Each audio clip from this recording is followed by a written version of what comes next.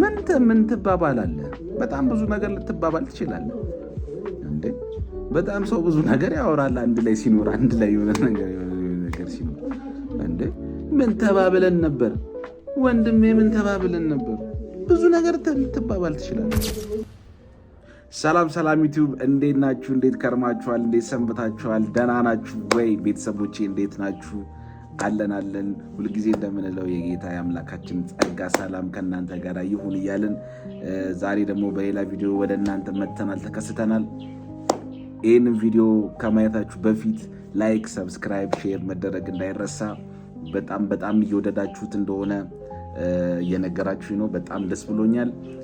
አንዳንድ መጨመር ያለብን ወይንም ደግሞ እንድንነጋገር የምትፈልጉትን ሀሳብ ደግሞ ኮሜንት ላይ ብታስቀምጡልኝ በዛ ሀሳብ ላይ ደግሞ መነጋገር እንችላለን። በጣም ደስተኛ ነኝ። እንዴት ነው? እየወደዳችሁት ነው ቪዲዮን? ያንን መውደዳችሁን በላይክ አሳዩኝ፣ በሰብስክራይብ በማድረግ አሳዩኝ፣ እንደገና ኮሜንት አድርጉኝ። እስቲ ዛሬ ደግሞ ስለሆነ ጉዳይ ደግሞ እንነጋገር። ተምብሌኑ ላይ እንደተመለከታችሁት ባይዘው ያለሁበት አካባቢ አሁን በጣም ይበርዳል። ለዛ ነው በጃኬት የተገለጥኩት እና እናንተ ደግሞ ምንድነው እናንተ አካባቢ ያለው አየር ደግሞ ምን አይነት ነው የሚለውን እስቲ ከታች ግቡና። ሞቃታማ ነው? ብርዳማ ነው? ደጋማ ነው? ወይና ደጋ ይባላል አይደል? ኤኒዌይስ ይህንን ሁሉ ደግሞ እድሜ ለሰጠን ደግሞ ለእግዚአብሔር ደግሞ ክብር ይሁን፣ ምስጋና ይሁንለት። እግዚአብሔር ስላቆየን ነው ይህንን ሁሉ ማድረግ የምንችለው፣ እናንተ ማየት የምትችሉት፣ እኔም ይህንን መስራት የምችለው እና እጅግ በጣም ደስተኛ ነኝ። ዛሬ ስለ አንድ ጉዳይ እንነጋገራለን ወይንም ደግሞ እንወያያለን።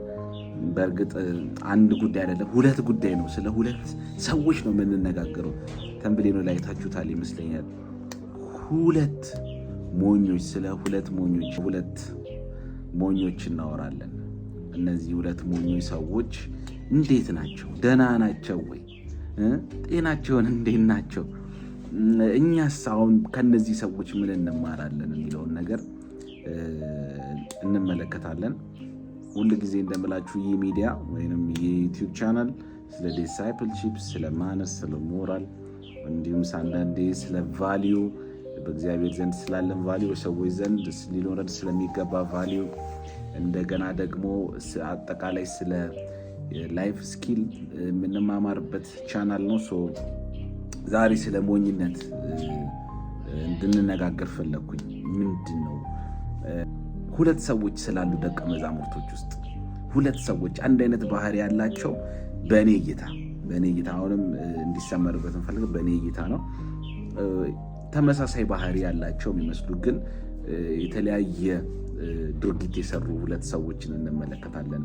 ሐዋርያው ሁል ጊዜ ሜንሽን የማደርገው ሐዋርያው ቅዱስ ጴጥሮስና የአስቆሮቱ ይሁዳ።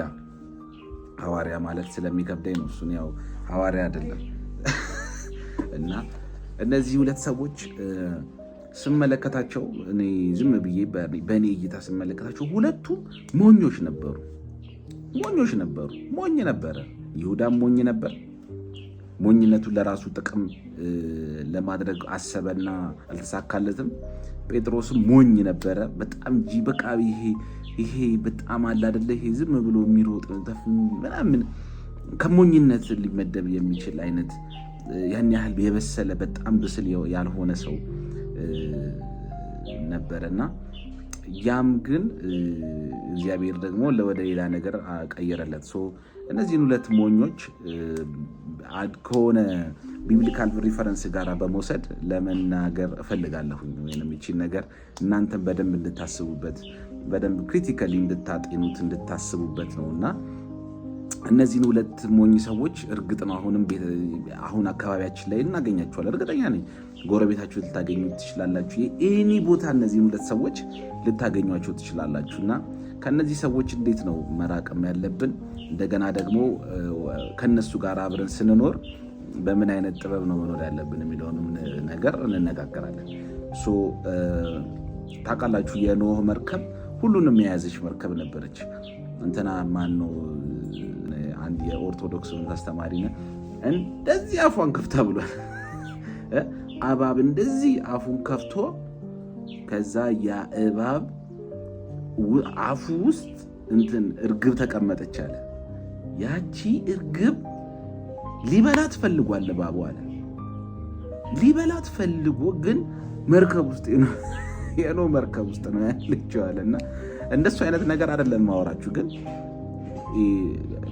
ትክክለኛ መሬት ላይ ያለ ነገር እሱ ትክክለኛው ቤዚክ መሬት ላይ ያለውን ነገር እንነጋገራለን። የኖ መርከብ ሁሉንም ነገር ያዘች ነበረች። ሁሉንም እባቡንም፣ አይጡንም፣ ዘንዶውንም አብሮ አንድ ላይ መኖር የማይችሉ ሁለት የተለያዩ የእንስሳ አካሎች አንድ ላይ አድርጋ የያዘች መርከብ ነበረች እና አሁንም ምድር ላይ ስፔሻሊ ቤተክርስቲያን እንደዛ አይነት ሉክ አላት፣ እንደዚህ አይነት የሆነ እንትን አላት እና እዛ ውስጥ ዛሬ አንዷን ባህሪ ለይተን እንነጋገራለን። ሞኝ ሰዎች አሉ። ሁለት ሞኝ ሰዎች አሉ። አንደኛውን በጣም መጠንቀቅና ከአንደኛው በጣም ርቀህ መኖር አለብን። እንደ ይሁዳ አይነት ሞኝ ሰው ሞኝነቱን እንደ አዋቂ አድርጎ ራሱን አድርጎ የሚኖር ሰው አለ። ሞኝነቱን ሳያውቅ ሞኝ እንደሆነ ምን ማድረግ እንዳለበት ሳያውቅ ትክክለኛውን ነገር ላይ ሄዶ ፎከስ ማድረግ ያለበት ነገር ላይ ፎከስ ሳያደርግ ለራሱ ጥቅም ብቻ ሞኝነቱ ለራሱ ነገር ብቻ እያደረገ የሚኖር አይነት ሰው አለ እንደ ይሁዳ። ጳውሎስ በአንደኛ ቆሮንቶስ ምዕራፍ 1 ቁጥር 18 ላይ እንደዚህ ይላል፣ የመስቀሉ ቃል ለሚጠፉት ምድረው ሞኝነት ነው ይላል፣ ለእኛ ለምንድን ግን የእግዚአብሔር ኃይል ነው ይላል። ከዛ ወረዲልና 21 ላይ በእግዚአብሔር ጥበብ ምክንያት ዓለም እግዚአብሔርን በጥበቧ ስላላወቀች ይላል። ከዛ በስብከት ሞኝነት የሚያምኑትን ሊያድን የእግዚአብሔር በጎ ፈቃድ ሆኗል። እዚህ ጋር ሁለት ሞኞች አሉ። ተመልከቱ፣ እንደ ይሁዳና እንደ ጴጥሮስ አይነት ሞኞች። ሁለቱም ሞኞች ናቸው። በጣም ነው የሚገርመው። በጣም ይሄኛው በስብከት ሞኝነት የሚያምን ነው፣ ይድናል፣ እግዚአብሔር ያድነዋል። ይሄኛውስ የመስቀሉን ቃል ሰምቶ የሚጠፋ ሞኝ ደግሞ አለ። የሚጠፋ ሞኝ አለ። ባይዘው የመስቀሉ ቃል የሚለው ትርጉሙ የተሰቀለው ክርስቶስ ማለት አይደለም። the doctrine of the cross የሚለው ሞኝነት ወደ ከሁለት ቦታ ላይ የሚመጣና አንድ ቦታ ላይ የሚገናኝ ነው። ምንድነው? ሁለቱም የሚሰሙት የስብከት ሞኝነት ነው። ጴጥሮስም ኢየሱስ የሚናገረውን ስብከት ይሰማል፣ ይሁዳም የሚሰማውን ስብከት ይሰማል። ውስጥ ያለችውን ዶክትሪኗን ትምህርቷን ግን ጴጥሮስ የሚረዳበት መንገድና ይሁዳ የሚረዳበት መንገድ አንድ አልነበረም። ኦፍኮርስ 12ቱም ሐዋርያቶች በሰዓቱ የሚረዱበት በዘመኑ የሚረዱበት ነገር አንድ ትክክል አልነበረም።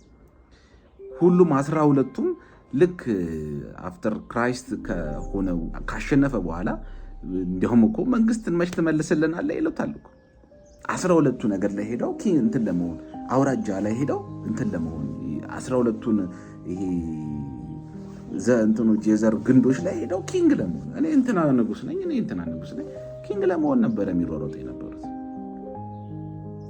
የሁለቱን ለየውላችሁ እንጂ ሌሎቹም በሙሉ ሞኞች ነበሩ። ግን በስብከት ሞኝነት የሚያምኑትን ግን ምን ሊል ነው ይላል? ሊያድን ነው ይላል። ይሄኛውስ ኦልሬዲ ሲሰበኩ የሚያስቡት ምንድን ነው?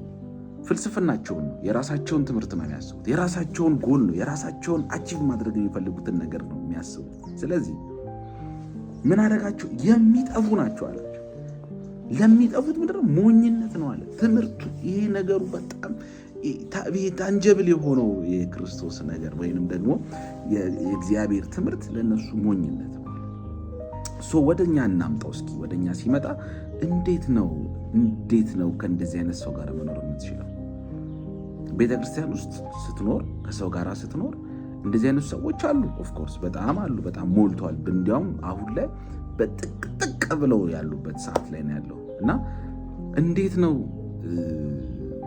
ሳትሸሽ ሳትቀርብ እንዴት ነው መኖር ያለብህ? ከሸሸ መጥቶ ያጠቃሃል፣ ይቀበልና ገንዘብ ያጠቃሃል። ስትቀርበው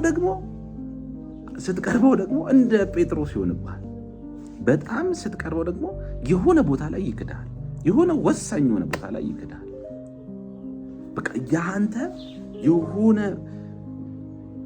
ትርጉም ያለው ቦታ ላይ ይተውሃል፣ ትቶ ይሄዳል። አላቅህም ይላል። የት አውቅሃለሁ ይላል። የሆነ ቦታ ላይ አላቅህም፣ በቃ አንተ ተቸግር እያጣጣርክ ልትሞት ምናምን እያልክ አላውቀውም ይላል። ጓደኝነት ምናምን ምናምን ምናምን የምትለው ነገር በጣም ኢንቲሜሲ በጣም ጠበቅ ያልኩኝ ነኝ ምናምን ብለህ የምትለው ነገር በሙሉ እዛ ጋር ገመዷን በሆነች ነገር ይፈታታና ኖ አላውቀውም ይላል።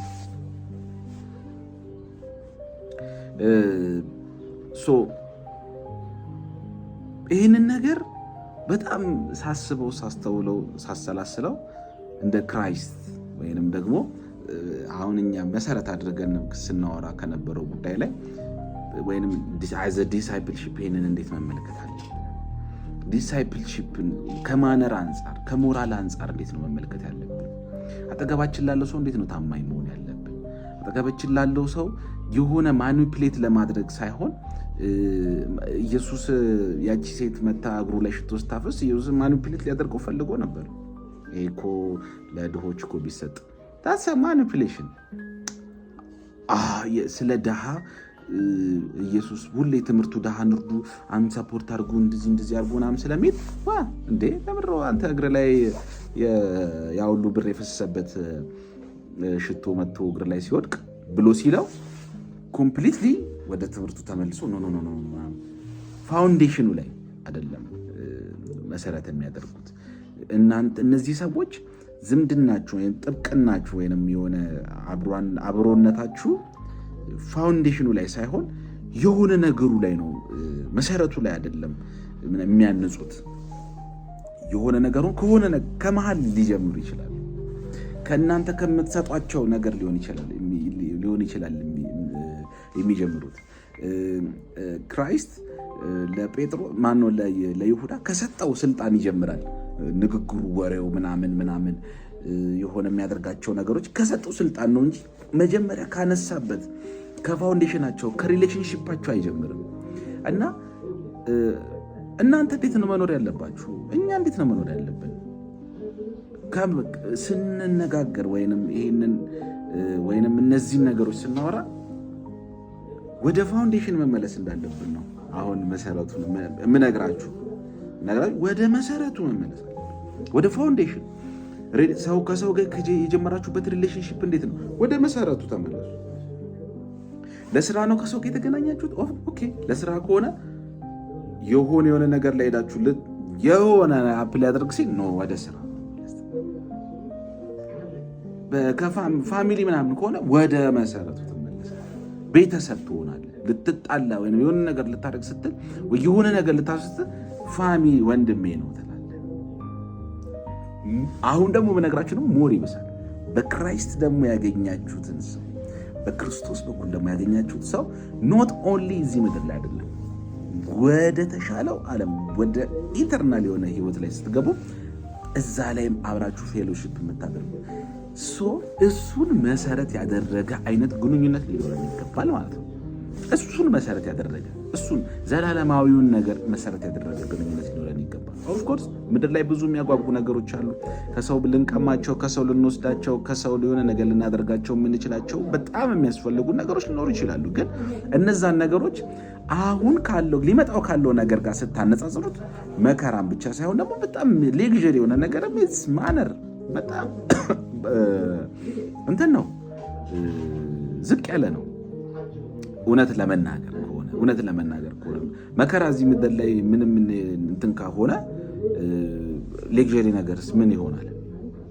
ልክ ሰለሞን እንዳለውና የሆነ አንድ እሱም ያልኳችሁ አንድ የሆነ ቃል ነው። ይሄ መጽሐፈ መክብብ ምዕራፍ 9 ቁጥር 11 ላይ እኔም ይላል ተመለሱ ይላል ከፀሐይ በታችም ይላል ሩጫ ለፈጣኖች፣ ሰልፍም ለኃያላን፣ እንጀራም ለጠቢባን፣ ባለጠግነትም ለአስተዋዮች፣ ሞገስም ለአዋቂዎች እንዳልሆነ አየሁ ይላል። ሜን አንተ ይህ ሁሉ ነገር ሰው ፈጣን ሆነ ሩጫ ውስጥ ካልገባ በጣም ኃያል ሆነ ሻሞላ ጎራዴ ምናምን እንዲህ ምናምን እያደረግ ሰልፍን ካላሸነፍክ እንደገና ደግሞ ጠቢብ ሆነ በጣም ዊዝደም ያለው ሰው በጣም ዋይዝ ሰው ሆነ ደግሞ እንጀራን የማትበላ ከሆነ አስተዋይ ሆነ በጣም አትኳሪ ሆነ አትኳሪ ሆነ ትኩረት የምትሰጥ ሰው ሆነ ባለጠጋ ካልሆንክ what's the meaning of the life? ሞኝ ሆነ የእግዚአብሔርን መንግስት ነው የምትወርሰው ማለት ነው። ብልጥ ሆነ ወይንም በጣም በቃ ስማርት ሻርፕ ሆነ ምናምን የእግዚአብሔርን መንግስት ዊን ማድረግ አትችልም፣ ወይንም ደግሞ ያቺን ካርድ መዛት አትችልም። በስብከት ሞኝነት የዳኑትን እንደሚለው ማለት ነው ያመኑትን ሊያድን እንዳለው ማለት ነው። ኢትስ ቬሪ ዲፊካልት። ከአንተ ይሄ ሚስጥር ካልገባ በጣም ከባድ ነው። ሩጫ በጣም ለፈጣኖች ካልሆነ እንዴ ብራዘር፣ በጣም ፈጣን ነን የሚሉ ሰዎች እኮ በቃ ደለላ ምናምን የሚሰሩ ሰዎች እኮ በቃ የሆነ ቦታ በቃ የሚሯሯጡ ሰዎች በቃ እዚህ ምድር ላይ ዘላለም የሚኖሩ ነው የሚመስለው። ሲበሉ ነገ እንትን የማይሉ ነው የሚመስላቸው። ነገ የማይራቡ ነው የሚመስላቸው። የሆነ ነገር ሲያገኙ ነገ የሚያጡ አይመስላቸውም። አንዳንዴ እኮ የሆነ ምድር ላይ ኢቫሉዌት ማድረግ ያለብን ነገር አለ። ምን ተባብለን ነበር ምናምን እያልክ አስከሬን ላይ ሄደህ አትጮህ። ወንድሜ ምን ተባብለን ነበር? ብዙ ነገር ልትባባል ትችላለህ። በቃ ሄደ ሞተ እንዴ አትመልስ። መልሽ አሉት ትለኛለች አንዳንድ ጊዜ እና መልሼ ወደ ውስጥ አልከት እንግዲህ የራስ ጉዳይ ምናምን ትለኛለች እንዴ። አንዳንዴ መመለስ የማንችላቸው ነገሮች አሉ። ወደ መጀመሪያው ሐሳቦች ስንመለስ ሁለቱን ሞኞች ተመለከትን። የጴጥሮስን ሞኝነትና የይሁዳን ሞኝነት እና ኦፍኮርስ ሞኝ ስትሆኑ ነው የእግዚአብሔርን ነገር አንደርስታንድ የምታደርጉት፣ ወደ እግዚአብሔር መቅረብ የምትችሉት። እንደ ሕፃን ልጅ ካልሆንክ እግዚአብሔርን መንግስት መውረስ አትችልም፣ መውሰድ አትችልም፣ የትኛውንም ነገር ዊን ማድረግ አትችልም፣ መንፈሳዊ ነገር ዊን ማድረግ አትችልም። ግን ያንን ዊን ስታደርግ የራስን አድቫንቴጅን ወይንም የራስን የሆነ ጥቅምህን ዲና እያደረግክ ነው፣ ለሰው ሳይሆን ለእግዚአብሔር። ለሰው ባይዘዌ ጥቅምህን አሳልፈ መስጠት ሽንፈት ነው፣ ትሸነፋታለህ እንጂ ምንም አታመጣም። በእግዚአብሔር ፊት ግን የራስህን የምትለውን የእኔ ብለህ የምትለውን ነገር ግን ሳክሪፋይስ ማድረግ። ኦፍኮርስ እግዚአብሔርን በጥፊ መትቼ አላሳዝነውም፣ የሆነ ኬክ ምናምን ማኪያቱም ጋብዣ አላስደስተውም። ይሄ አጠገቤ ካለው ወንድሜ ጋ ነው የማደርገው ሬፑቴሽን ነው እግዚአብሔርን መምሰሌንም እግዚአብሔርን አለመምሰሌንም የሚገልጠው። እና አፍተሮል ሁላችንም ደስተኛ አይነት ህይወት ልንኖር የምንችለው ሩጫ እየሮጠን ወይንም ጠቢባን ሆነን ወይም አስተዋይ ሆነን ወይንም ደግሞ ሀያላን ሆነን አይደለም። ኦፍኮርስ ሞኞች ሆነን ነው። ስለዚህ የሚመለስ ሞኝ ሆኑ፣ የሆነ የሚያስተውል ሞኝ ሆኑ።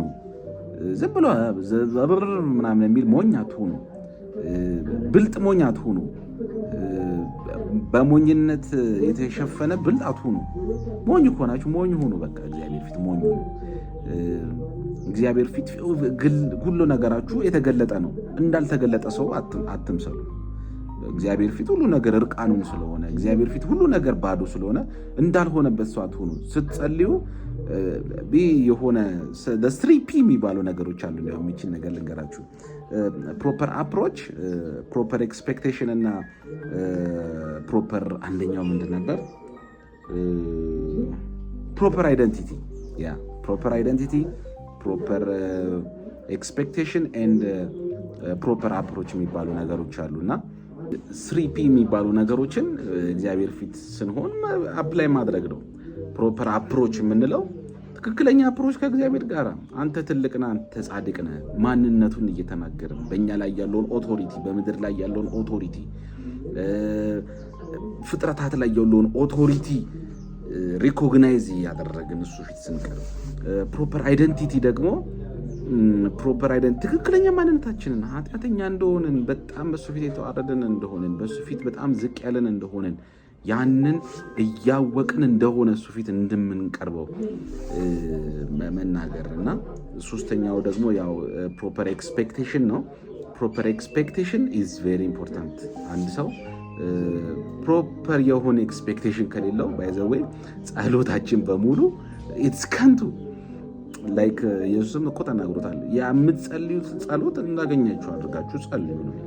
ይሄ ማኒፌስቴሽን ምናምን አንገለመል አይደለም፣ ግን በእግዚአብሔር ፊት እንደሚሰጣችሁ አድርጋችሁ መጸለይ። እዛ አንድ ሰው አለ